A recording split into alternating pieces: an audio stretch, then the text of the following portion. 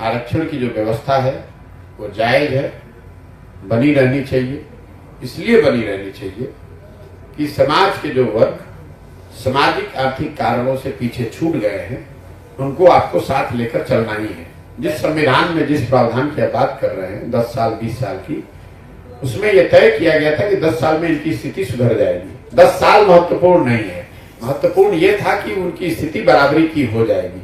मान लीजिए कि संविधान में तय किया गया कि भारत में आर्थिक प्रगति 10 साल में 20 साल में भारतीय आर्थिक तौर पे गरीबी खत्म हो जाएगी और 20 साल में गरीबी खत्म नहीं हुई, तो क्या गरीबी उन्मूलन के कार्यक्रमों को बंद कर दिया जाना चाहिए या उसको जारी रखना चाहिए?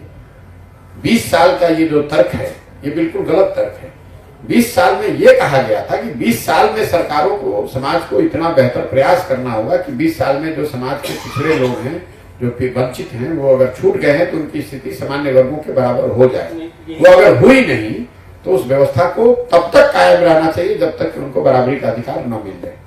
जैसे सर आर्थिक आधार पर या जातिगत आधार? बिल्कुल जातिगत आधार पर जो अभी व्यवस्था संविधान में है उसके पक्ष में हमें। अब यहाँ समाज में आर्थिक आधार पर आरक्षण की कोई बात नहीं। यहाँ अगर 33% वाला आदमी शिक्षक बनता है और 90% वाला नहीं बनता है तो शिक्षा व्यवस्था कैसे? आपको लग रहा है कि उसी की वजह से शिक्षा व्यवस्था खराब है? क्यों? एक पहलू तो बिल्कुल नहीं, पहलू बिल्कुल ऐसा कहीं प्रमाण नहीं है।